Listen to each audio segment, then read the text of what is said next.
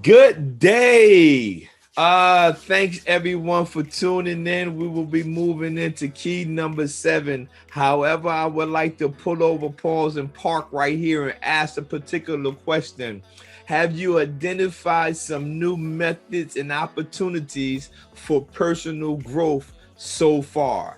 So far, you have went through a few different keys. I don't know what you have gained out of each key. If you have received, have you identified new methods and opportunities for personal growth so far? I really need you to respond and give me some feedback so I can better prepare myself for this peer recovery support leadership training today and going forward for other courses that I might create. Have you identified some new methods and opportunities for personal growth, not just for your organization or for your recovery period or participants, whatever you may have called them at your agency, but overall, have you identified some new methods and opportunities for personal growth so far? All right, welcome to key number 7. Key number 7. My name is Michael L. Williams Jr. I am the founder of the Minor Adjustments Program. Thank you for tuning into this peer recovery support leadership training. This is key number 7. Very important. You must stay humble. You must stay humble. The first bullet we have on the screen, it says first find out what you're building your foundation on. When you're dealing with a recovery participant or client, you first must find out what you're building your foundation on. Remember, the higher the building is going to be built, the lower they build the foundation, or they build down deep before they build up. So most of the time, a lot of people have different foundations. We are dealing with multiple pathways to recovery. If we're dealing with multiple pathways to recovery and we have a foundation that we have set in our lives, we have to understand, find out what you're building your foundation on first, and then you're able to better help the people you are dealing with, because everybody that comes to us may not agree with the foundation that we have laid. That does not mean we aren't suitable or able to help those individuals, but we must make concrete awareness of what we build our foundation on. If we know what we build our foundation on, then we are better suited to help the individuals that come to us in our services. Why is that important, or why am I bringing that up? I'll give you an example.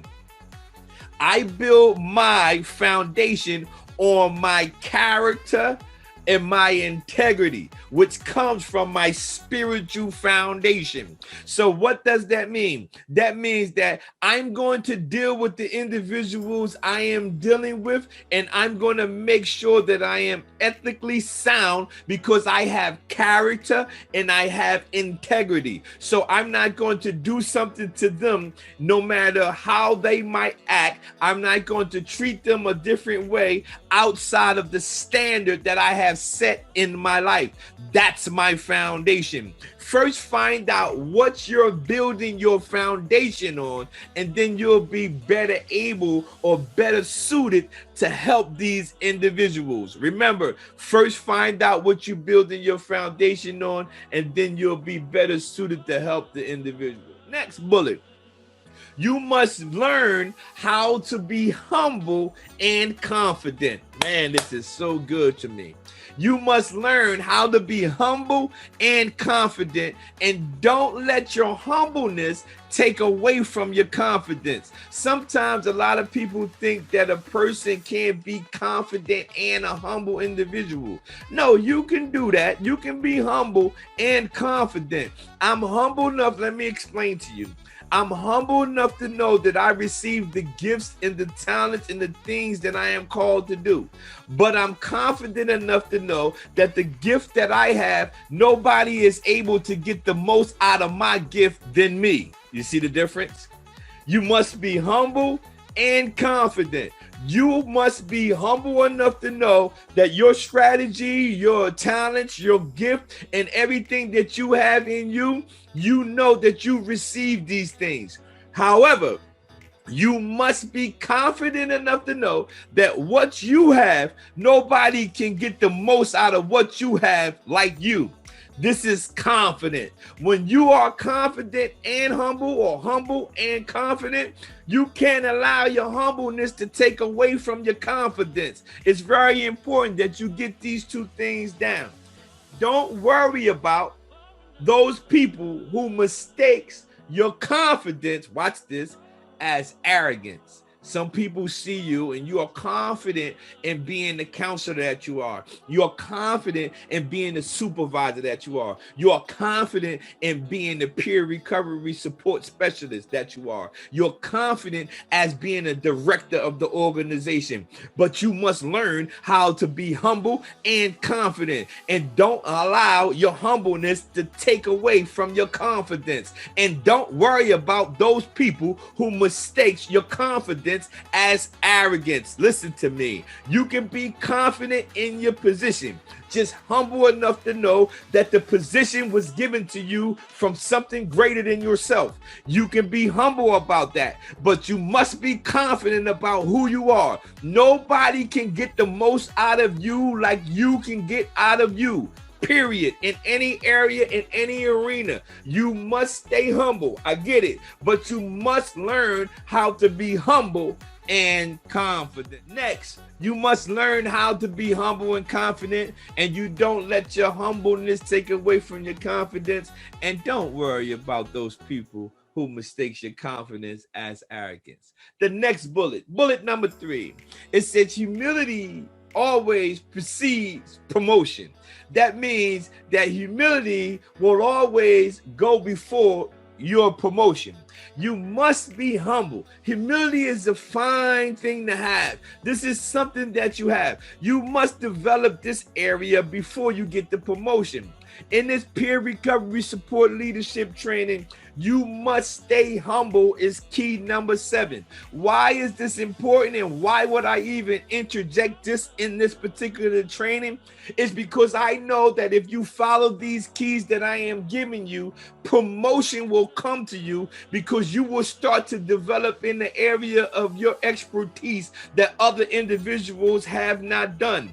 And they're going to know, where did you get this strategy from? And you can always tell them, I took a peer recovery support leadership training by Michael L. Williams Jr. from the Minor Adjustments Program.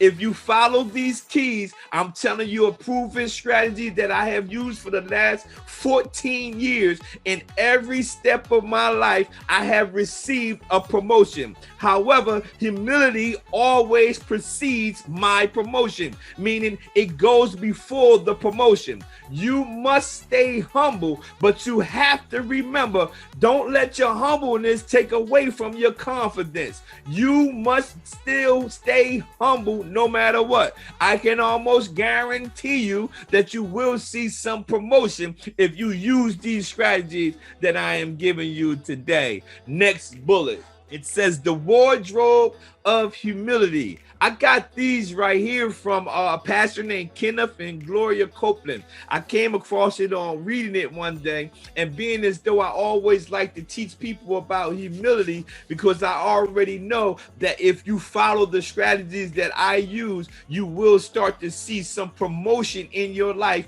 in any area of your life, if you use the same strategies that I have done. And I noticed that humility is one of the things that we have to get down, because if you don't have the humility intact, your promotion is going to eventually, watch this, vanish. And Kenneth and Mr. Kenneth and Mrs. Gloria Copeland, they had something written, and it was powerful. It says they called it the wardrobe of humility. Now check this out. It says humility thinks of others first. Now, what I want you to do as a professional that you are, with all the degrees that you possibly may have, or lack of degrees that you may not have, I want you to think of what I'm going to read and think of the environment and the individuals that we are dealing with. It says humility thinks of others first. That's just like the person that we are. We are advocates for people who struggle with a substance use disorder. So humility thinks of others first. Humility advocate for others. Humility thinks of others first. Now let's look number 2.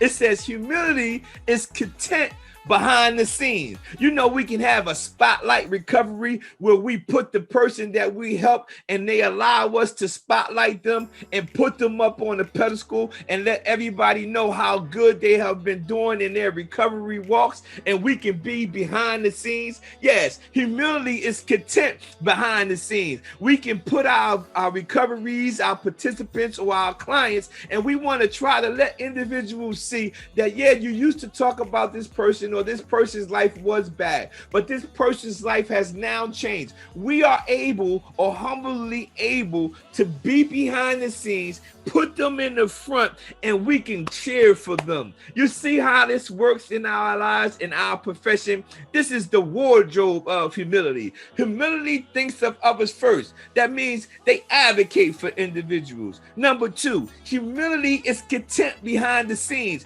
meaning we can let our recoveries and participants or our clients get some claps or pats on the back, and we be behind the scenes and saying, yes, you got it, girl. Yes, you got it, young man. Number 3, it says humility doesn't push its way to the front. Remember, I told you promotion, humility always precedes promotion, go before promotion. So you don't have to push your way to the front. Listen to me. If you stay humble, the position that you're supposed to get will put you in the front. You don't have to fight for it. You don't have to push yourself to the front. Humility doesn't push its way to the front. Next, number 4.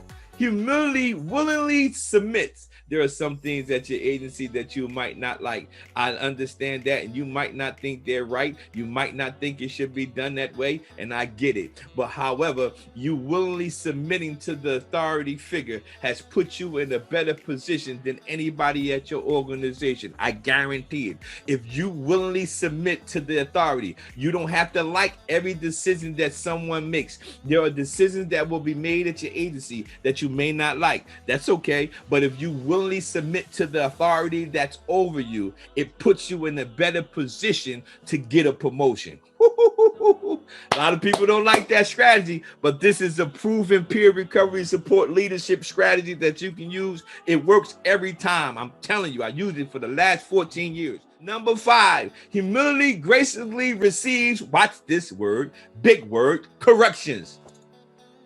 Humility graciously receives correction. That means that when we are wrong, we're able to receive corrections. It's okay. In this particular key number 7, you must stay humble. You must graciously receive correction. I know you think you get it right all the time. No, you don't. It's okay. However, humility graciously receives correction. I keep saying it. I keep putting emphasis on. I know we're dealing with a bunch of professionals. However, humility graciously receives correction. Number 6, humility doesn't ruin an apology with an excuse. Humility doesn't ruin an apology with an excuse. I have been around people who are in high positions, supervisors and directors, and they say something, and then they realize what they say has possibly steered the individual the wrong way, when really they should never have said it. So now they come back and try to cover it up, and they ruin the apology with an excuse. Well, the reason why I said it was because of this. No. Humility doesn't ruin an apology with an excuse. If you have to apologize to someone, just apologize to them. We don't need the excuse or the reason why you did it. If you're working with a peer recovery and client, participants, or whatever you might call them, and you messed up somewhere, it's okay to apologize to them. Just don't give them the excuse. Listen, number 7, humility accepts responsibility and doesn't, watch this, shift the blame. Humility accepts responsibility and it doesn't shift the blame. Just accept the responsibility, no matter how it might look on your part as the professional. Accept responsibility. Don't shift the blame. There have been many occasions where something have happened and I have got blamed for certain things that I didn't do. And I say, I didn't even do that. I didn't know about that. Humility accepts responsibility and doesn't shift the blame. However, if something happens and a person doesn't accept the responsibility, don't you panic. They eventually need to accept the responsibility and try not to shift the blame. And lastly, number 8, humility will, favorite word, adjust. Humility will adjust. Again, this is key number 7. You must stay humble. This is a peer recovery support leadership training, and I'm Michael Williams Jr. of the Minor Adjustments Program. Key number 7 is you must stay humble. Bullet number 1, first find out what you're building your foundation on. It's very important. Second, you must learn how to be humble and confident, and don't let your humbleness take away from your confidence. And don't worry about those people, watch this, who mistakes your confidence as arrogance. Humility always precedes or go before your promotion. And lastly, the wardrobe of humility. Humility thinks of others first. Humility is content behind the scenes. Humility doesn't push his way to the front. Humility willingly submits. Humility graciously receives corrections. Humility doesn't ruin an apology with an excuse. Humility accepts responsibility and doesn't shift the blame. Humility will adjust. My name is Michael L. Williams Jr. Thank you for watching this peer recovery support leadership training. This is key number 7. I look forward to you guys taking key number 8 soon. Thank you. See you guys later.